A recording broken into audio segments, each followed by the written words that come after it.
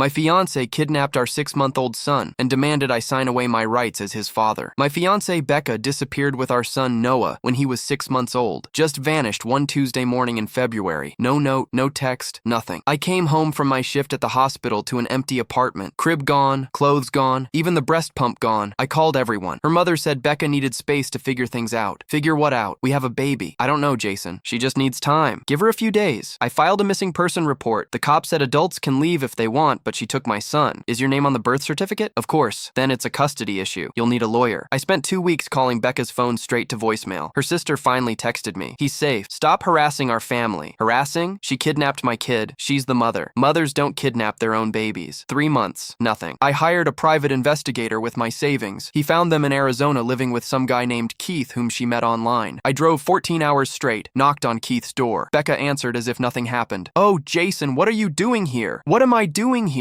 You stole our son. I didn't steal him. I'm his mother. I needed a fresh start with Keith. We're building a life here. I pushed past her. Noah was in a playpen wearing clothes I'd never seen. I picked him up. He didn't even recognize me. Put him down, Jason. You're scaring him. Scaring him? I'm his father. Becca actually smirked. Well, Keith's been more of a father these past months. Keith stepped forward. Hey man, maybe you should go. This is my house. I held Noah tighter. I'm not leaving without my son. Becca called the police. They showed up, looked at the situation. Sir, you need to leave the property. She kidnapped my kid 3 months ago. The officer looked bored. Do you have a custody agreement? No, we were engaged. We live together without a custody order. She has as much right to the child as you do. You need to leave. I drove home empty-handed, filed for emergency custody the next day. Court date set for 6 weeks out. During those 6 weeks, Becca started posting on social media pictures of her, Keith, and Noah. Happy little family. Keith is teaching Noah to crawl. Keith is reading him bedtime stories. My own mother saw them. She looks happy. Jason, maybe this is for the best. For the best. She stole my son. 2 weeks before court, Becca called me. I'm willing to work something out. You can see Noah every other weekend. Every other weekend. I'm his father. Keith and I are getting married. He wants to adopt him. It would be easier if you just signed over your rights. I laughed. Not happening. She got nasty. You were never ready to be a father anyway. Always working, never home. Keith has a flexible schedule. He works from home. Then Keith can watch him during your custody time. My custody time? Jason, be realistic. Courts favor mothers. I'm getting primary custody either way. You can fight it and waste money or we can settle now. The day before court, she showed up at my apartment. No Keith, but she had Noah. I thought you should see him before tomorrow. You know, in case the judge limits your visitation. I'm asking for full custody, Becca. She laughed. Good luck with that. I'm the mother who's been the primary caregiver. You abandoned us. Abandoned you? You disappeared. I needed space to heal from our toxic relationship. Toxic? We were planning our wedding. She started crying on cue. You were so controlling. I felt trapped. I had to escape for Noah's safety. For his safety from what? Becca leaned in close. I've been documenting everything. Your anger issues, your drinking. What drinking? I have 1 beer after a shift sometimes. That's not how I'll tell it in court. We got to court. Becca showed up with Keith and her entire family. She'd coached them all. Her mother testified I was absent. Her sister said I was aggressive. Keith testified he'd been more of a father to Noah than I ever was. Then the judge asked about the birth certificate. I submitted Noah's birth certificate as evidence. The judge looked at it, then looked at Becca. Ma'am, you listed Jason as the father. Yes, Your Honor. And you two were never married? We were engaged. The judge turned to me. Have you taken a paternity test? No, Your Honor. He's my son. The judge ordered one. Fastest results possible. 3 days later, we were back in court. The paternity test confirmed what I already knew. I'm Noah's biological father. 99.9% match. The judge read the results out loud in court, her voice flat and official like she was ordering coffee instead of confirming my entire world. Becca's lawyer stood up before I could even process it. Your Honor, while we acknowledge the paternity results, biology alone doesn't establish fitness as a parent. My client has been the primary caregiver for 9 months now. She's established routines, medical care, and a stable home environment. Mr. Carter has had minimal contact with the child during his formative months. I wanted to scream. Minimal contact because your client kidnapped him. But Jeffrey put his hand on my arm, keeping me quiet. Across the courtroom, Becca actually smirked at me. Keith wrapped his arm around her shoulders, pulling her close like they'd already won. The judge looked at me over her glasses. Mr. Carter, I understand your frustration. However, family courts prioritize the best interests of the child above all else. I'm ordering a full custody evaluation by a court-appointed psychologist. In the meantime, you'll have supervised visitation twice weekly at an approved facility. Each visit will be 2 hours. The evaluation will take approximately 6 weeks. My chest felt tight. 2 hours twice a week. That's all I got after months of fighting. Becca gets to play house with Keith while I get 4 hours a week with my own son. The judge kept talking about evaluation procedures and filing deadlines, but I couldn't focus on anything except those 4 hours. Jeffrey's office smelled like old coffee and paper. He sat across from me at his desk, pulling out a yellow legal pad covered in notes. I know this isn't what you wanted to hear today. I slumped in the chair. I'm his father. The test proved it. He nodded slowly. Biology matters, Jason. It absolutely matters. But family courts have a strong bias toward the primary caregiver, and Becca established that role during those 3 months she was gone, even though she stole Noah. The system sees a mother who's been caring for an infant full-time versus a father who works long hospital shifts. They don't care that she created the situation by leaving. They care about stability and continuity for the child. So what do? Document everything. Every visit, every interaction, every dollar you spend on Noah. We need to build a case showing you're the more stable parent. This is a long game. Months, not weeks, maybe longer. I thought about my bank account already drained from hiring the private investigator and Jeffrey's retainer. How much is this going to cost? He didn't look away. A lot. Custody battles are expensive, especially when the other side is fighting hard. I can work with you on payment plans, but you need to know this could run into tens of thousands. My savings were almost gone. I picked up extra shifts at the hospital whenever I could, but legal fees ate through money faster than I could earn it. I don't have a choice. He smiled slightly. No, you don't. Not if you want your son back. We'll start with the evaluation. Be honest with the psychologist. Show them you're committed, stable, and focused on Noah's well-being. Don't badmouth Becca, even though you have every right to. Stay calm, stay consistent, and trust the process. I left his office feeling worse than when I'd arrived. Trust the process. I'd been trusting the process for months, and I still didn't have my son. The visitation center looked like a sad daycare. Beige walls, cheap plastic toys scattered across a worn carpet, and fluorescent lights that buzzed constantly. A woman with a clipboard introduced herself as my monitor. She'd be observing and taking notes for the court. I'm here to help facilitate a positive interaction between you and Noah. Try to relax and just focus on bonding with your son. Relax. Right. Becca walked in carrying Noah, who was bigger than I remembered. He'd grown so much in the months since I'd seen him. New clothes, new shoes, even his hair was longer. Becca handed him to me without a word and left immediately. The monitor started her timer. Noah looked at me like I was a stranger because I was. I tried to smile. Hey buddy, it's Daddy. He started crying immediately, reaching for the monitor instead of me. My heart cracked right down the middle. He used to fall asleep on my chest every single night. I'd walk him around our apartment at 2 in the morning singing stupid songs until he stopped fussing. Now he didn't even know me. The monitor made a note on her clipboard. It's normal for children to need adjustment time. Just try engaging him with some toys. I sat on the floor pulling out a plastic stacking ring toy. Noah cried harder. I tried a stuffed animal. He threw it. I tried peekaboo. He turned away from me and crawled toward the monitor, pulling on her pants leg. The woman picked him up gently. Let's try again in a few minutes. He needs to feel safe first. Safe. My own son didn't feel safe with me. I spent the next hour and 45 minutes trying everything I could think of, singing, making funny faces, offering every toy in the room. Noah mostly ignored me, occasionally glancing over but never coming closer. The monitor wrote constantly, her pen scratching across page after page. When Becca came back to pick Noah up, my son actually smiled and reached for his mother. The contrast was brutal. Becca took him without looking at me. Same time on Thursday. The monitor touched my shoulder after they left. Don't be discouraged. These things take time. Building attachment after separation is a process. There was that word again. Process. My shift at the hospital started at 6 the next morning. I'd barely slept, replaying every moment of the visit in my head. Noah's crying face. Him reaching for anyone except me. The monitor's notes. I moved through my rounds on autopilot, checking vitals and updating charts. A nurse asked me a question about a patient's medication, and I stared at her blankly for several seconds before my brain caught up. You okay? Yeah, just tired. I wasn't okay. I was falling apart. Around 10, I nearly made a massive error. I was preparing medications for a patient, measuring out dosages, when my supervisor caught me. Jason, that's not the right medication. I looked down at the syringe in my hand. She was right. I'd grabbed the wrong vial, too focused on Noah to pay attention to what I was doing. If I'd given that injection, the patient could have had a serious reaction. My hands started shaking. I'm sorry. I don't know what I was thinking. She pulled me aside, away from the other nurses. Come with me. We went to the break room and she closed the door. Talk to me. What's going on? I told her everything. The custody battle, the supervised visits, Noah not recognizing me. She listened without interrupting. When I finished, she was quiet for a moment. You need to take some personal leave. I can't afford it. Legal bills are crushing me. Jason, you almost hurt a patient today. I know you're going through hell, but you can't work like this. I'll be more careful. I promise I'll focus better. She shook her head. I'm not asking. Take a week. Get your head straight. Come back when you can actually be present. But the bills, we'll figure something out. Your health and your patient's safety come first. I spent my lunch break sitting in my car in the parking lot, crying so hard I couldn't breathe. Everything was falling apart. My son didn't know me. My job was at risk. My savings were gone, and I still had months of fighting ahead of me. 2 weeks after the first hearing, Becca's lawyer filed another motion. Jeffrey called me at work to tell me they were requesting child support. My stomach dropped. I barely have any custody time. Doesn't matter. You're the father. You have financial obligations. They're arguing you abandoned those obligations when Becca left. I didn't abandon anything. She disappeared. I tried to find them. I sent money. I know. We'll counter with documentation explanation of everything you did to locate them and provide support. But Jason, you need to prepare yourself. The judge will probably order temporary support payments while the custody case proceeds. How much? He paused. Based on your income and the current custody arrangement, probably around $800 a month. 800. I was already stretched thin. That would break me completely. This is insane. I don't even get to see him except 4 hours a week. Jeffrey's voice was calm but firm. It's a common tactic. They're trying to drain your resources, make you give up the fight. Don't let them win. We spent the next week gathering bank statements, text messages, phone records, anything showing I'd tried to find Noah and support him. Jeffrey filed our response, arguing that Becca had deliberately prevented me from providing support by disappearing without contact information. The judge reviewed both motions at a brief hearing. She listened to both lawyers, looked at the evidence, and made her decision. Mr. Carter, I understand your position. However, you do have financial obligations to your child regardless of the custody arrangement. I'm ordering temporary child support of $750 per month effective immediately. $750 every month on top of Jeffrey's fees on top of rent and bills and everything else. Becca smiled as we left the courthouse. Keith had his arm around her waist. They looked like they'd won the lottery. My phone rang 3 days later. Mom's name on the screen. I almost didn't answer. She'd hurt me with her initial reaction, suggesting maybe Becca having Noah was for the best, but I picked up anyway. Jason, honey, I'm so sorry. For what? For not believing you at first? For not understanding what she did to you? I should have been on your side from the beginning. I sat down on my couch, suddenly exhausted. It's okay. No, it's not. I saw the pictures she's posting online with that man, acting like he's Noah's father. It made me sick. You're his father. You're my son. And I want to help however I can. Something in my chest loosened slightly. I don't know what you can do. I can come to your next visit. Help Noah feel more comfortable. He knows me. Maybe having family there will help him warm up to you. I hadn't thought of that. The monitor had said Noah needed to feel safe. Maybe my mother's presence would help. You'd do that? Of course I would. I love you and I love my grandson. We're going to fight this together. I felt like crying again, but for a different reason this time. Thank you, Mom. I really need the support right now. You have it. Whatever you need, we'll get through this. After we hung up, I sat in the silence of my apartment for a long time. Maybe I wasn't completely alone in this fight after all. My second visit with Noah happened on Thursday. Mom came with me carrying a small bag of toys she'd bought. The monitor greeted us both. Family visits often help children feel more secure. This is a good idea. Becca dropped Noah off and left quickly. This time, Noah didn't cry immediately when he saw me. He looked curious instead, especially when he noticed my mother. Mom sat on the floor and started singing softly. It was an old lullaby she used to sing to me when I was little. Noah's head turned toward the sound. He crawled closer, watching Mom's face. Mom kept singing, gentle and calm, and held out her hand. Noah grabbed her finger, holding on while he listened to the song. My mother looked at me and nodded. Come sit with us. I moved slowly, sitting next to Mom. Noah glanced at me but didn't pull away this time. Mom started a new song, one with hand motions, and Noah watched with wide eyes. I joined in carefully, making the same gestures. Noah didn't cry. He didn't reach for me yet, but he didn't cry. After a few minutes, he grabbed my finger too, just for a second before pulling away. That tiny touch felt like everything. The monitor wrote on her clipboard, and for once, I hoped it was something positive. We spent the rest of the visit singing, playing with toys, and letting Noah move at his own pace. He never fully warmed up to me, but he didn't scream or try to escape either. Progress. When Becca came back, the monitor spoke to her briefly. Noah showed good improvement today. The family presence helped. Becca's expression tightened, but she didn't say anything. She took Noah and left. Mom hugged me in the parking lot. See, we're getting somewhere. He's starting to remember. I hope so, because I couldn't keep doing this if there was no hope at all. Jeffrey called me into his office the following week. I think we need to dig deeper into Keith's background. Becca's lawyer keeps presenting him as this stable father figure, but something feels off. I agreed. Everything about Keith felt wrong. Jeffrey knew a private investigator named Reed, who specialized in background checks. Reed was expensive, but Jeffrey convinced me it was worth it. If Keith has anything in his past that raises red flags, we need to know about it. It could change everything. Reed worked fast. Within a week, he had information that made my blood run cold. He came to Jeffrey's office to present his findings. I pulled Keith's social media history going back 6 years. He's been in 3 serious relationships during that time. Each one followed the same pattern. He meets a single mother online, moves in within weeks, presents himself as a father figure to her kids. Then what happens? Reed flipped through printed screenshots. The relationships end badly. In 2 cases, the mothers filed restraining orders. In one case, there was a custody dispute where the biological father accused Keith of trying to push him out of his kid's life. The case settled out of court, but the accusations are documented. I felt sick. This is who Becca brought into Noah's life. Jeffrey leaned forward. This is good for us. It shows a pattern. Keith targets vulnerable women with children. He's not interested in being a stable partner. He's interested in playing house until things fall apart. Can we use this in court? Absolutely. Reed's going to keep digging, but this alone raises serious concerns about Noah's environment. No judge wants to place a child in a home with someone who has this kind of history. For the first time in weeks, I felt something like hope. I picked up every extra shift the hospital would give me. My supervisor had insisted I take that week off, but after that I was back working doubles whenever possible. The legal fees were crushing me. Jeffrey's bills, Reed's investigation costs, the child support payments. I was surviving on 4 hours of sleep most nights, running on coffee and determination. My coworkers noticed I'd lost weight. My uniforms hung looser than they used to. Dark circles under my eyes made me look 10 years older, but they were supportive, covering for me when I had to leave for court appearances or meetings with Jeffrey. One nurse named Dana pulled me aside during a break. I went through a custody battle 5 years ago, lost almost everything fighting for my son. I won eventually, but it nearly destroyed me. She touched my arm gently. Don't give up. I know it feels impossible right now. I know you're exhausted and broke and scared, but your son needs you to keep fighting. Did it get better after you won? She smiled. So much better. Every sacrifice was worth it. My boy is 12 now, and we're closer than ever. He knows I fought for him. That matters. Her words kept me going through the next brutal weeks. When I wanted to collapse, I remembered that eventually this would end. Eventually, I'd have Noah home. Eventually, he'd know I never stopped fighting for him. Becca posted new photos on social media. Keith teaching Noah to clap. Keith reading him a bedtime story. Keith making funny faces while Noah laughed. The captions made me want to throw my phone across the room. Daddy Keith showing Noah how to play. Our little family building memories. I called Jeffrey immediately. She's doing this on purpose, trying to make me lose it. He was calm. I know, and you're not going to react. Don't comment. Don't message her. Don't engage at all. But he's calling himself his father. That's exactly what we want her to keep doing. Her social media performance actually helps our case. It shows she's more interested in appearances than Noah's actual well-being. A good mother wouldn't post this stuff knowing it hurts you. She'd protect her son's relationship with both parents. Screenshot everything. I spent an hour going through Becca's entire social media presence, saving every photo, every caption, every comment. Jeffrey was right. She wasn't posting about Noah's development or milestones. She was posting about Keith. Look at us. Look at our perfect life. Look at how Noah loves him. It was all performance, all designed to hurt me and push me out. I saved everything to a folder on my computer. Documentation for court. Proof that Becca cared more about her new relationship than her son's need for both parents. My hands shook while I worked. Rage and heartbreak mixing together. But I didn't comment, didn't message, didn't give her the reaction she wanted. I just saved the evidence and kept fighting. My third visit started like the others. The visitation center smelled like cleaning products and stale coffee. I showed up 15 minutes early with a bag of toys I'd bought specifically for Noah, soft blocks and a stuffed elephant. The monitor checked me in. Same woman as before, clipboard already in hand. She led me to the same sterile room with the same plastic chairs and worn carpet. Noah was in a playpen near the window. He looked up when I walked in. For a second, he just stared at me. Then something changed in his expression. Not recognition exactly, but maybe familiarity, like he knew my face, even if he couldn't place it yet. I sat down on the floor near the playpen and pulled out the stuffed elephant, made it dance a little. Noah watched, curious. I made a silly face, scrunching my nose and sticking out my tongue. He smiled, actually smiled at me. My chest got tight and I had to look away for a second because tears were pushing at the back of my eyes. When I looked back, he was still watching me. I made the face again. He giggled this time, a real baby laugh. I nearly lost it completely. The monitor wrote something on her clipboard, but for once, I didn't care what she was documenting. Noah smiled at me. That was all that mattered. I picked him up carefully, waiting to see if he'd cry or pull away. He didn't. He grabbed my shirt with his little fist and settled against my chest. We sat like that for 10 minutes, maybe more. He played with my fingers and babbled sounds that weren't quite words yet. Then he got fussy and reached for the monitor. I handed him over without arguing. The monitor noted in her report that Noah was becoming more comfortable with me, that the attachment was forming. I left feeling something I hadn't felt in weeks. Hope. Real hope that maybe we could fix this. Reed called 2 days later while I was eating lunch in my car between shifts. He'd found something. Keith's employment history showed a pattern. He'd been fired from his last job at a tech company. The official reason was performance issues, but Reed had talked to someone who worked there. The real reason was inappropriate behavior toward a female co-worker. Nothing criminal, no charges filed, but enough that the company let him go quietly. Reed had also pulled Keith's financial records, the public ones at least. Credit card debt over $30,000, multiple cards maxed out, collection notices on 2 of them. But here was the interesting part. Becca had access to money. Her grandmother died 2 years ago and left her about $80,000. Becca had mentioned it once when we were together, said she was saving it for Noah's college fund. Reed found bank records showing regular transfers from Becca's account to Keith's over the past few months. $500 here, $1,000 there. Keith was borrowing from her, or maybe not borrowing, maybe just taking. The pattern suggested Keith's interest in Becca might not be purely romantic. He'd moved in with a single mother who had access to a decent chunk of money. He had no job now and significant debt. The math wasn't complicated. I thanked Reed and told him to keep digging. This information could show the judge that Keith wasn't the stable father figure Becca's lawyer kept claiming he was. He was unemployed, in debt, and potentially using Becca for financial support. That wasn't a good environment for my son. Jeffrey filed the motion 3 days later. He requested full psychological psychological evaluations for me, Becca, and Keith. The motion argued that Noah's best interests required understanding everyone's mental health, motivations, and fitness to parent. Jeffrey explained that psychological evaluations were common in contested custody cases, especially when there were concerns about a parent's judgment or a third party's influence. Becca's lawyer objected immediately, filed a response calling the request invasive and unnecessary. Jeffrey smiled when he showed me the objection. That's a good sign. They're worried about what an evaluation might show. If they had nothing to hide, they'd agree readily to prove Keith is stable. The objection tells me they know something will come out that hurts their case. We had a hearing scheduled to argue the motion. The judge listened to both lawyers. Becca's lawyer claimed the evaluation was just a delay tactic, that I was trying to drag out the case and rack up legal fees to force Becca into settling. Jeffrey countered with Reed's findings about Keith's employment termination and his financial situation. He argued that given Keith's significant presence in Noah's life and Becca's insistence on his parental role, the court needed to understand his psychological fitness and motivations. The judge granted the motion, ordered evaluations for all 3 adults. Becca looked pale when the judge made the ruling. Keith wasn't in court that day, but I imagined he wouldn't be happy about having his mental health scrutinized by a professional. The evaluations were scheduled to start within 2 weeks. We'd each meet with a court-appointed psychologist named Megan Swanson for multiple sessions. Her report would be submitted to the court and would carry significant weight in the final custody determination. Becca's sister reached out through a mutual friend. A guy I used to work with at the hospital texted me saying someone wanted to talk to me confidentially. He gave me a number. I called it. Becca's sister answered. She sounded nervous, said she couldn't talk long because Keith monitored Becca's phone, and she didn't want him finding out she'd contacted me. She'd witnessed some things at Becca's house in Arizona that worried her. She wouldn't give details over the phone, but agreed to talk to Jeffrey in person. She was flying back to our city the following week for work and could meet with him then. This was huge. Becca's family had been completely united against me since this started. Her mother testified against me. Her sister sent me that text telling me to stop harassing them. Now her sister was reaching out privately with concerns. Jeffrey said this was the first crack in their united front. Family members turning against each other's testimony was powerful in court. It showed that even people who wanted to support Becca couldn't ignore what they were seeing. I didn't know what Becca's sister had witnessed, but it was serious enough that she was willing to go against her own family to talk about it. Jeffrey scheduled a meeting with her for the following Tuesday at his office. He'd record her statement and potentially call her as a witness if the information was relevant to Noah's safety or well-being. My 4th visit happened on a Saturday morning. I brought more toys and a picture book about animals. Noah was already in the playpen when I arrived. This time when he saw me, he actually crawled toward the edge of the playpen, pulling himself up on the mesh sides. He was trying to get to me. The monitor helped him out, and Noah crawled across the floor straight to me. He grabbed my leg and pulled himself up to standing, wobbling a little. I held his hands to steady him while he practiced standing. He was getting stronger, more confident. We played like that for a while, me helping him stand and walk a few steps before he'd plop down and crawl somewhere else. The monitor actually smiled while watching us. She made notes, but her expression was warm instead of clinical. When the visit ended and I had to leave, Noah cried a little. Not a lot, just some fussy sounds and reaching for me as the monitor picked him up. The monitor said this was actually a good sign. It showed Noah was forming attachment. He was starting to miss me when I left. That was progress. I drove home feeling lighter than I had in months. My son was remembering me. He wanted me. The bond we'd had before Becca took him was slowly rebuilding itself. My first session with Megan took place in her office downtown. Professional space with diplomas on the wall and comfortable chairs. She had kind eyes but a serious demeanor. The session lasted 2 hours. She asked about everything. My relationship with Becca, how we met, when things started going wrong, my parenting philosophy, what kind of father I wanted to be, my work schedule at the hospital, how I'd balance custody with my shifts, my support system, who would help me with childcare. I answered honestly. Told her about coming home to an empty apartment, about the 3 months of not knowing where my son was, about the financial strain of legal fees and how I'd picked up extra shifts to cover them, about my mother's support and how she'd been attending visits to help Noah feel comfortable. Megan asked about my drinking. I explained that Becca had made false accusations about alcohol abuse, that I occasionally had a beer after work, but had never had a drinking problem. She asked if I'd be willing to submit to random drug and alcohol testing. I agreed immediately. I had nothing to hide. She asked about my anger, whether I'd ever been violent or aggressive. I told her no, that I'd been frustrated and desperate, but never violent, that I'd never raised a hand to Becca or anyone else. Megan wrote constantly, but her face gave nothing away. I couldn't tell if she believed me or if she thought I was lying. She was professional, measured, careful not to show bias either way. At the end of the session, she scheduled a follow-up for the next week, said she'd need at least 3 sessions with me to complete her evaluation. I left her office with no idea whether she was sympathetic to my case or skeptical of my claims. Jeffrey met with Becca's sister on Tuesday afternoon. I wasn't allowed to be present because she'd agreed to talk confidentially. Jeffrey called me that evening with an update. What Becca's sister revealed revealed was worse than I'd expected. Keith was controlling about Becca's contact with her family. He monitored her phone constantly, read her texts, checked who she called. Becca seemed anxious all the time, different from how she used to be. Jumpy, nervous, always checking to see what Keith thought before she spoke. Becca's sister had visited them in Arizona twice since they'd moved in together. Both times, Keith was present for every conversation. He wouldn't leave the room even when Becca's sister tried to talk to Becca alone. The sister also witnessed Keith's temper. He got angry when Noah cried or needed attention during meals. He'd yell at Becca to make Noah be quiet. Once he'd slammed his hand on the table so hard the dishes rattled. Noah had cried harder and Keith had stormed out of the room. Becca apologized for him afterward, made excuses about him being stressed, but her sister saw fear in Becca's eyes. We discussed whether this information was enough to request supervised visitation for Becca as well. Jeffrey thought it might be. If Keith was controlling and had anger issues, and if Becca was too scared or influenced by him to protect Noah, then maybe she shouldn't have unsupervised time either. Not until she got away from Keith or until Keith completed anger management. We decided to hold off on that motion for now. Let Megan's evaluation process play out first, but we documented everything Becca's sister said, and Jeffrey prepared to call her as a witness if needed. Reed found more records. Court documents from 3 years ago showing Keith had been involved in a custody dispute with an ex-girlfriend. The woman had accused Keith of trying to alienate her from her child, of inserting himself into the parental role and pushing her out. She'd claimed Keith told her son to call him daddy, that he made decisions about the child without consulting her, that he tried to control her contact with her own son. The case settled out of court, so there was no final ruling, but the accusations were documented in the filings. Jeffrey was excited about this. It showed a pattern. Keith had done this before. He targeted single mothers, moved in quickly, took over the father role, and tried to push out the biological parent. He was doing the exact same thing with Becca and Noah. The pattern was documented proof that this wasn't just about Keith loving Becca and wanting to help raise her child. This was Keith's established behavior. He found vulnerable women with children and inserted himself into their families. Then he worked to eliminate the other parent's role. Jeffrey said this was exactly what we needed to demonstrate to the judge. Keith wasn't a stable father figure. He was someone who exploited family situations for his own purposes. We filed a motion to introduce Keith's prior custody dispute as evidence of his pattern of behavior. Becca's lawyer would probably object, but Jeffrey was confident the judge would allow it as relevant to assessing Keith's fitness and motivations. My 5th visit was on a Wednesday afternoon. I'd requested the day off work specifically for this visit because I didn't want to be rushed or tired. Noah was playing with blocks when I arrived. He looked up and his face lit up. He crawled to me immediately, and I picked him up. We played with the blocks together, stacking them and knocking them down. He laughed every time they fell. Then he looked right at me and said it clearly. Dada. My heart stopped. He said it again. Dada. I had to turn away so he wouldn't see me crying. My shoulders shook, and I pressed my hand over my mouth to keep from sobbing out loud. The monitor noticed but didn't say anything, just kept writing. When I could breathe again, I turned back to Noah. He was watching me with those big eyes. I picked him up and held him close. He patted my face with his little hand. Dada. The word felt like healing, like proof that he remembered me, that our bond wasn't broken, that all this fighting was worth it. My mother had come to this visit too. When it ended, she hugged me in the parking lot. Noah knows who you are. He's remembering. You're his father, and he's starting to understand that again. I drove home and allowed myself to cry properly. Relief and joy and grief all mixed together. My son called me Dada. After everything, he still knew me. Becca had her evaluation session with Megan 3 days after mine. Jeffrey got a brief update from Megan's office through official channels. Apparently, it hadn't gone well. Becca became defensive when asked about why she left without telling me. She'd stuck to her story about needing to escape a toxic, controlling relationship. But when Megan pressed for specific examples of my controlling behavior, Becca struggled. She mentioned me working a lot, being tired when I got home, not helping enough with Noah. None of that was controlling behavior. That was just normal relationship stress. Megan had apparently asked pointed questions about Keith, how long Becca had known him before moving in, why she'd chosen to leave the state instead of just moving to a different apartment in the city, whether Keith had influenced her decision to leave. Becca got flustered and defensive. Becca's lawyer tried to spin it afterward, sent a letter to the court claiming the evaluation was biased and that Megan had asked inappropriate questions designed to make Becca look bad. Jeffrey said that was desperation. If the evaluation had gone well, they wouldn't be complaining about the process. The fact that they were trying to discredit Megan before her report was even complete told Jeffrey that Becca knew the evaluation hadn't supported her case. Megan scheduled a second session with Becca to explore these issues further. She wanted to understand Becca's decision-making process and her relationship with Keith more thoroughly. That second session was scheduled for the following week. Jeffrey said multiple sessions with one party usually meant the psychologist had concerns that needed more investigation. It was looking more and more like Megan's report would raise serious questions about Becca's judgment and Keith's influence over her. 2 days after Megan's second session with Becca, a letter arrived at my apartment. The return address showed Becca's mother's name. I stared at the envelope for 5 minutes before opening it. Inside was a single page written in neat handwriting asking if we could meet privately. She suggested a coffee shop downtown and included her phone number. I called Jeffrey immediately and read him the letter. He told me to be careful, but agreed I should hear what she had to say. We set up the meeting for that Saturday morning. I arrived early and sat near the back corner where I could see the entrance. She walked in 10 minutes later, looking older than I remembered from court. Her eyes were red like she'd been crying. She ordered coffee and sat across from me without saying anything for a moment. Then she apologized. She said she was sorry for not believing me when Becca first left. She admitted she should have known something was wrong when Becca disappeared without warning. She explained that Becca had always been impulsive, but this was different. She looked scared now when she talked about Keith. I asked what she meant by scared. She described visiting them in Arizona and noticing how Becca checked with Keith before answering simple questions. How Keith spoke for Becca when the conversation got uncomfortable. How Becca seemed anxious the entire visit. She said she tried calling Becca last week to talk about coming home, but Keith answered the phone and told her to stop interfering in their family. Then he hung up. She hadn't been able to reach Becca since. She looked directly at me and said she was worried about both Becca and Noah in that house. She asked what she could do to help. I told her Jeffrey would contact her about testifying. She nodded and said she would tell the truth, even though it meant going against her daughter's stated wishes. She stood to leave but paused. She said Noah deserved better than what was happening. Then she walked out. I sat there finishing my coffee and processing what just happened. Becca's own mother was willing to testify against her living situation. Jeffrey called it a major development when I told him. He scheduled a meeting with her for the following week to get her full statement documented. Jeffrey got word through his contacts that Keith had his evaluation session with Megan. It didn't go well. Keith apparently spent most of the session talking about himself as Noah's real father. He dismissed my role completely and claimed I was just a biological donor who abandoned his family. Megan pressed him on why he thought it was appropriate to assume a parental role so quickly. He got defensive and said someone had to step up since I wasn't there. When Megan asked about his previous relationships, he became evasive. She asked specific questions about his financial situation and why he moved so often. He struggled to give clear answers. At one point, he accused Megan of being biased against him because Becca had warned him the system favored biological fathers over real parents who did the work. Megan ended the session early and didn't schedule a follow-up with him. Jeffrey said that was significant. It meant she'd seen enough to form her professional opinion. The evaluation report would be submitted to the court within 2 weeks. We just had to wait. My 6th visit with Noah happened on a Tuesday afternoon. I'd taken the day off work specifically for this visit. When I arrived at the center, Noah was already in the play area. He looked up and his face lit up. He crawled over quickly and pulled himself up using my leg. I helped him stand and held his hands. We practiced walking together across the room. He laughed every time he took a step. The sound made everything worth it. I made silly noises and he giggled harder. He was clearly bonded with me now. The monitor wrote notes and smiled at our interaction. We played with blocks and read books. Noah sat in my lap the entire time. When the hour ended, Becca arrived to pick him up. I watched Noah's reaction carefully. He didn't immediately reach for Becca. He stayed in my arms for a moment, looking between us. Becca's face changed. Her jaw tightened and her eyes got hard. She held out her arms more forcefully. Noah finally went to her but looked back at me. Becca grabbed the diaper bag and left without saying anything. The monitor noted everything in her report. 3 days later, Jeffrey called me at work. Becca had filed a complaint with the visitation center. She claimed I was trying to turn Noah against her. She cited the last visit when Noah didn't want to leave with her. She demanded the center investigate my behavior during visits. Jeffrey wasn't worried. He said this was projection. Becca was insecure about Noah's growing attachment to me and was lashing out. The complaint actually helped our case by showing her instability and poor judgment. The visitation center reviewed all the monitor's notes from my visits. They found nothing inappropriate in my behavior. The monitor had documented natural father-son bonding and age-appropriate play. They dismissed Becca's complaint as unfounded within 48 hours. Jeffrey sent me a copy of their response. It stated clearly that children forming secure attachments with both parents were healthy and expected. The complaint went into our evidence file as another example of Becca's attempts to interfere with my relationship with Noah. November turned into December, and the holidays approached. I picked up every extra shift I could get at the hospital. I needed money for Christmas presents for Noah, even though I wouldn't see him on Christmas Day itself. The custody arrangement gave Becca all major holidays this year. I worked doubles and covered for other nurses who wanted time off. My paycheck grew, but I was exhausted. One night in the break room, my coworkers asked why I was working so much. I explained about needing money for Noah's gifts. The next day, they passed around an envelope. Everyone had chipped in. There was almost 400 inside. One nurse I barely knew had donated 100 by herself. She pulled me aside and said every child deserves to have both parents fight for them. She said her ex-husband gave up on their kids and she wished someone had fought like I was fighting. I went to my car during lunch and cried. The kindness from people who barely knew my situation made me emotional. I used the money to buy Noah toys and books and clothes. I wrapped everything carefully, even though I wouldn't be there when he opened them. Mid-December, Jeffrey called with an update. Megan had completed her evaluation report and submitted it to the court. We wouldn't see the contents until the hearing scheduled for early January. Jeffrey said the fact that Megan had requested a second session with Becca, but not with me, was potentially a good sign. It suggested she had concerns about Becca that needed more exploration. We spent the next 2 weeks preparing for the hearing. Jeffrey reviewed all our documentation about Keith's background. Reed had compiled everything into a detailed report showing Keith's pattern of targeting single mothers and inserting himself into their families. We had testimony lined up from Becca's mother and sister. We had the visitation center's report showing my appropriate parenting and Noah's secure attachment to me. We had Megan's evaluation. Jeffrey felt confident but warned me that family court was unpredictable. Judges had wide discretion in custody cases. We just had to present the strongest case possible and hope the judge saw what we saw. My 7th visit fell 2 days before Christmas. I brought all the wrapped presents for Noah. The monitor helped me carry them inside. Noah's eyes went wide when he saw the packages. He crawled over and touched the bright paper. I helped him open each gift. He got excited about the toys and books. We played with everything together. He particularly loved a stuffed elephant that played music when you squeezed it. He hugged it and laughed. I read him new books and he pointed at the pictures. After an hour, he got sleepy. He climbed into my lap and laid his head on my shoulder. I kept reading quietly until he fell asleep. The monitor took photos for the record. These moments were what I'd been fighting for all along. Normal father-son bonding, reading together, him trusting me enough to fall asleep in my arms. When the visit ended, I had to wake him gently to hand him back to Becca. He rubbed his eyes and reached for me as Becca took him. I told him I loved him. He said something that sounded like "love you back." I drove home and allowed myself to feel hopeful about the upcoming hearing. The hearing was scheduled for January 8th. I requested the day off work weeks in advance. Jeffrey and I met at the courthouse an hour early to review our strategy one final time. Megan would testify first about her evaluation findings. Then we'd present evidence about Keith's background and testimony from Becca's family members. Becca's lawyer would try to discredit everything, but Jeffrey was ready to counter. We walked into the courtroom together. Becca was already there with her lawyer. Keith sat in the gallery behind her. The judge entered and called the hearing to order. Megan was sworn in and took the witness stand. Jeffrey asked her to summarize her evaluation findings. She spoke clearly and professionally. She stated that I demonstrated appropriate parenting skills during her evaluation. She noted my genuine attachment to Noah and my commitment to his well-being. She observed that I had stable employment and housing. She said my support system was strong with my mother's involvement. Then she turned to her concerns about Becca's situation. She noted Becca's defensiveness during both evaluation sessions. She said Becca's explanations for why she left were inconsistent and suggested possible coercion or outside influence. She raised concerns about Keith's boundary issues and the inappropriate speed at which he'd assumed a parental role. She stated that Keith's behavior during his evaluation raised red flags about his motivations and his understanding of healthy family dynamics. Megan testified that in her professional opinion, Noah's best interest would be served by increasing my custody time significantly. She recommended transitioning to unsupervised visitation immediately. She suggested working toward shared custody with equal time. Most importantly, she stated that Keith should not be allowed to interfere with my parental relationship with Noah. She said his presence created an unhealthy dynamic that prioritized the adult's relationship over the child's need for both biological parents. Becca's lawyer stood to cross-examine. She tried to suggest that Megan's evaluation was biased. She asked if Megan had considered that Keith was simply being protective of his new family. Megan responded calmly that protective behavior didn't include dismissing a biological father's role or attempting to replace him. She said Keith's behavior showed poor boundaries and concerning patterns. The lawyer asked if single mothers weren't allowed to move on and find new partners. Megan said of course they were, but new partners needed to respect existing parental relationships and not attempt to erase them. The judge thanked Megan for her testimony. I could see the judge was taking her professional assessment seriously. Becca looked pale. Her lawyer whispered urgently to her. Keith shifted in his seat, looking angry. Jeffrey squeezed my arm under the table. This was going better than we'd hoped. The judge cleared her throat and shuffled papers on her bench. She looked directly at me. Mr. Carter, based on the evaluation findings and testimony presented today, I'm ordering unsupervised visitation effective immediately. You'll have your son every Saturday from 9 in the morning until 5 in the evening. No monitor, no restrictions. I felt my chest tighten with relief. 8 hours alone with Noah every week. The judge continued speaking. We'll reconvene in 2 months to discuss permanent custody arrangements. Both parties should prepare for that hearing with updated documentation. Court is adjourned. The gavel came down. Jeffrey grabbed my arm and squeezed hard. Becca stood abruptly, her chair scraping loud against the floor. Her face was red and twisted. She turned to her lawyer and started talking fast, her hands moving in angry gestures. Keith appeared from the gallery and followed them into the hallway. I could hear his raised voice through the door. Jeffrey packed his briefcase slowly, giving me time to process. You did it. First major victory. Unsupervised visits mean the court trusts you. I nodded, but couldn't speak yet. My mother hugged me from behind. I'm so proud of you. When can we see him? This Saturday. I get him this Saturday. Saturday morning arrived freezing cold with clear blue skies. I'd barely slept the night before, too nervous about my first unsupervised visit. I pulled up to the exchange location at 8:50, 10 minutes early. Becca's car was already there. She got out holding Noah bundled in a blue coat I'd never seen before. Noah saw me and smiled. Da-da, my heart nearly exploded. I walked over and took him from Becca's arms. He came willingly, grabbing my jacket collar. I have him back by 5. Becca's voice was flat and cold. I know. 5 o'clock. Becca stared at me for a long moment. If anything happens to him, nothing will happen. He's my son. Becca got in her car and drove away without looking back. I buckled Noah into the car seat I bought and installed yesterday. He kicked his feet and babbled. We drove to the park near my apartment. The playground was mostly empty this early. I lifted Noah out and set him on the ground. He walked now, steady and confident. He headed straight for the swings. I followed and lifted him into the toddler swing. He laughed when I pushed him gently. Higher. No one was watching us. No monitor taking notes. No one judging every interaction. Just me and my son at the park on a Saturday morning. I pushed him for 20 minutes until my arms got tired. He didn't want to stop. More, Dada, more. Okay, a few more minutes, then we'll go play on the slide. I took out my phone and snapped photos. Noah smiling on the swing. Noah pointing at a bird. Noah picking up leaves. I sent 3 pictures to my mother. She responded immediately with heart emojis. After the playground, we walked around the park. Noah picked up sticks and rocks. He said new words constantly. Dog, tree, car, ball. I repeated everything back to him, encouraging his vocabulary. We found a bench and shared the snacks I'd packed. Apple slices, crackers, juice box. He ate messily, getting crumbs everywhere. I didn't care. At noon, we drove through for lunch. Noah ate chicken nuggets in his car seat while I drove us to a different park across town. He fell asleep on the drive. I parked and let him nap, sitting in the driver's seat and watching him breathe. His face looked peaceful, relaxed. He woke after 40 minutes and we played at the second playground. He was braver here, climbing higher, going down bigger slides. I stayed close but let him explore. A few other parents arrived with their kids. They smiled at us. Normal Saturday morning at the park, just a dad with his son. Nothing unusual, nothing supervised. At 3, Noah started getting cranky. Time to head home. I drove back toward the exchange location, taking the long way. He fell asleep again in his seat. I pulled into the parking lot at 4:50. Becca's car wasn't there yet. I kept driving around the block, not wanting to wake Noah early. At 4:58, I parked and gently unbuckled him. He stirred but didn't wake fully. Becca pulled in at 5 on the dot. I got out holding Noah. Becca walked over and reached for him. How was he? Perfect. We had a great day. Any problems? No problems. He ate well, took 2 naps, played at the park. Becca took Noah from my arms. Noah woke up and looked confused. Mama, yeah, baby, we're going home now. Noah looked back at me over Becca's shoulder. Bye, Dada. Bye, buddy. I love you. I watched them drive away. My arms felt empty. My chest ached, but I had another Saturday coming in 7 days. Wednesday afternoon, my phone rang while I was at work. Unknown number. I stepped into the hallway to answer. Hello, Mr. Carter. This is Sandra Michaels from Child Protective Services. My stomach dropped. We received a complaint regarding your son, Noah. What kind of complaint? The caller alleged you returned the child with injuries after your visitation last Saturday. We're required to investigate. What injuries? I didn't hurt him. I understand this may be upsetting. I need to schedule a time to speak with you and inspect your home. When? As soon as possible. Tomorrow morning. I agreed and hung up. My hands shook. I called Jeffrey immediately. Becca filed a CPS complaint. She's claiming I hurt Noah. He sighed heavily. Of course she did. What's the allegation? Some kind of injury? They wouldn't give details. Don't panic. CPS has to investigate every complaint. Just cooperate fully and tell the truth. They'll see there's nothing to it. I could barely focus the rest of my shift. That night, I cleaned my apartment top to bottom, even though it was already clean. I checked every corner for anything that might look concerning. The next morning, Sandra Michaels arrived at 9. She was a tired-looking woman in her 40s carrying a thick folder. She asked to see where Noah would sleep. I showed her the small bedroom area I'd set up. She took notes. She asked about my work schedule, my childcare plans, my support system. I answered every question honestly. She inspected my kitchen, bathroom, living room. She opened my refrigerator and cabinets. More notes. Can you tell me what happened during your visit Saturday? We went to the park. He played on the swings and slides. We had lunch. He took naps in the car. We played at a second park. That's it. Did Noah fall or get hurt in any way? Not that I saw. He was fine the whole day. Sandra pulled out a photo from her folder. This bruise on his leg. When did this occur? I looked at the photo. Small purple bruise on Noah's shin. I don't know. He didn't have that when he was with me. Are you certain? Positive. He was wearing pants the whole day. I would have noticed if he got hurt. Sandra made more notes. I'll need to verify some information. I'll be in touch. She left after 30 minutes. I called Jeffrey again. The bruise is on his shin. I swear he didn't get it while he was with me. He was quiet for a moment. Does Noah go to daycare? Yeah. Becca mentioned he's in daycare 3 days a week. Get the name and address. I'll have someone check if they have incident reports. 2 days later, Jeffrey called back. The daycare has documentation. Noah fell on the playground Friday afternoon. They noted the bruise and had Becca sign an incident report. The bruise happened the day before your visit. Relief flooded through me. So CPS will close the case. Jeffrey sounded satisfied. Already did. Sandra called me this morning. She reviewed the daycare records and closed the investigation. No finding of abuse or neglect. But this shows Becca is getting desperate. She's willing to make false allegations to hurt your case. That works in our favor long term. I hung up and sat on my couch. My hands were still shaking from stress. Becca had tried to paint me as someone who hurt our son. She'd called CPS and lied. The woman I'd planned to marry was willing to destroy me to keep Noah away. Reed called me the following Tuesday. I've got information on Keith you need to hear. What did you find? He got fired from the work-from-home job. When? 3 weeks ago. Performance issues according to my source at the company. He missed deadlines, didn't respond to emails, basically stopped working. So he's unemployed completely and he's got no other income that I can find. He's living off Becca now. I thanked Reed and called Jeffrey. This is huge. Becca's lawyer has been arguing Keith provides stability and financial support. If he's unemployed and dependent on her, that argument falls apart. Jeffrey sounded energized. I'll file a motion to present this at the follow-up hearing. The judge needs to know the household situation has changed. We can also argue this creates financial stress that impacts Noah's environment. The motion was filed that afternoon. Becca's lawyer objected, calling it irrelevant to custody. The judge disagreed and allowed the evidence. Jeffrey sent me a text later. Hearing is set for March 15th. Get ready. My second unsupervised Saturday arrived. I picked up Noah at the exchange location. He ran to me when he saw me. Dada. I scooped him up and he wrapped his arms around my neck. I decided today was the day to bring him to my apartment. He needed to see where I lived. We drove to my building and I carried him upstairs. He looked around with wide eyes. This is Daddy's home. You have a special room here. I sat him down and he immediately started exploring. He touched everything. The couch, the coffee table, the TV remote. I followed him around, making sure he stayed safe. He found the bedroom area I'd set up. Crib with blue sheets, toy box full of stuffed animals and blocks, small bookshelf with board books. His face lit up. Mine? Yes, buddy. This is your room at Daddy's house. He climbed into the toy box and started pulling out toys. He played for an hour, completely absorbed. I sat on the floor with him, building block towers for him to knock down. He laughed every time they fell. Around noon, he started rubbing his eyes. Sleepy? He nodded. I picked him up and put him in the crib. He didn't protest. I gave him a stuffed bear and covered him with a blanket. He stuck his thumb in his mouth and closed his eyes. I stood there watching him sleep in the crib in my apartment, my son sleeping in my home. He napped for 90 minutes. When he woke up, he seemed completely comfortable. No crying, no confusion, just happy to be there. We had lunch at my small kitchen table, sandwiches and fruit. He ate well. After lunch, we played more. He wanted to read books. We sat on the couch and I read to him. He pointed at pictures and named things. Cat, moon, baby. At 4, I packed up his things. Time to go back to Mama. He pouted but didn't cry. We drove to the exchange. Becca was waiting, arms crossed. How was it? Good. He came to my apartment for the first time. He did great. Becca's expression tightened. You took him to your apartment? That's allowed now. Unsupervised visits. He explored and took a nap there. He was comfortable. Becca grabbed Noah without responding. They drove away. I felt good about today. Noah was adjusting to having 2 homes. He was bonding with me. Everything was moving in the right direction. Jeffrey called me Wednesday evening. We got a witness. Becca's childhood friend Haley reached out. She wants to talk. About what? Keith. Apparently Becca's been confiding in her about problems in the relationship. Haley's worried about Noah's safety. I met with Haley and Jeffrey at his office Friday morning. She was a thin woman with nervous energy. She kept wringing her hands. I've known Becca since we were kids. We've been best friends for 20 years. She paused. I'm worried about her and about Noah. What are you worried about? Haley looked down. Keith has a temper. Becca told me he gets really angry when Noah cries at night. He yells at Becca to make him stop. Has he hurt anyone? Not that I know of. But Becca said he punches walls when he's mad. She sent me pictures. There are holes in the walls of their house. Jeffrey leaned forward. Would you be willing to testify about this? Haley nodded slowly. I don't want to hurt Becca, but I'm scared for Noah. If Keith is that angry around a baby, what happens when he gets older and harder to manage? I think Jason should have custody, at least until Becca gets away from Keith. Jeffrey made notes. This is good. Very good. We'll call you as a witness at the March hearing. Jeffrey called me Tuesday morning with news about the home study. The social worker filed her report from the Arizona visit. I could hear papers rustling on his end. It's not good for Becca. Not good at all. What did she find? Holes in the walls. Multiple holes. Keith apparently punches walls when he gets angry. The neighbors complained to the social worker about loud arguments coming from the house at all hours. One neighbor said she almost called the police twice in the past month because of the yelling. My stomach tightened. Was Noah there during these arguments? The report doesn't specify, but the neighbor mentioned hearing a baby crying during at least one incident. Jeffrey paused. There's more. Keith refused to leave the room when the social worker tried to interview Becca privately. He stood there with his arms crossed and answered questions for her. The social worker noted Becca appeared anxious throughout the entire visit and kept looking at Keith before responding to anything. That's concerning. Very concerning. The judge is going to see this as a red flag about the home environment. I felt relief mixed with worry. Relief that the truth was coming out, but worry about what Noah had been witnessing in that house. house. When's the next hearing? 3 weeks. We'll present this evidence along with everything else we've gathered. I think we're in a strong position now. Saturday morning, I drove to pick up Noah for our third unsupervised visit. Becca handed him over without much conversation. Back by 5, I buckled Noah into his car seat and he smiled at me. Where are we going? I had something special planned today. We're going to a museum, a place with lots of things to see and play with. He clapped his hands. Play? Yes, buddy. Lots of playing. The children's museum was 40 minutes away. Noah babbled in the back seat the whole drive, pointing at things out the window. Truck, tree, bird. His vocabulary was growing every week. We arrived and I carried him inside. The museum had different areas for different ages. A water play section, a pretend grocery store, a room with building blocks, an art station. Noah's eyes went wide when he saw everything. He grabbed my hand. Daddy, look. My heart stopped. Daddy. He said it clearly, not just once. Daddy, come. Daddy, see. He pulled me toward the water play area and spent 20 minutes pouring water from different containers, laughing every time it splashed. I knelt beside him, helping him reach the higher tables, watching him explore. Other parents smiled at us. A dad at the next table nodded. How old? Almost 1. He's very verbal for his age. Thanks. He's smart. We moved to the pretend grocery store. Noah pushed a tiny shopping cart around, putting plastic food in it. He handed me a plastic banana. For you, Daddy. Thank you, buddy. He beamed. We played there for another 30 minutes. He was so engaged, so happy. His personality was really showing now, confident, curious, silly. He made faces at himself in a mirror and giggled. At the art station, I helped him make handprints with washable paint. He got more paint on himself than the paper, but he loved it. Daddy, messy. Yes, you're very messy. Good thing we can wash it off. We ate lunch at the museum cafe. Noah sat in a high chair and ate chicken nuggets and apple slices. He fed me bites of his food. Daddy, eat. I ate the soggy nugget he offered and made exaggerated happy noises.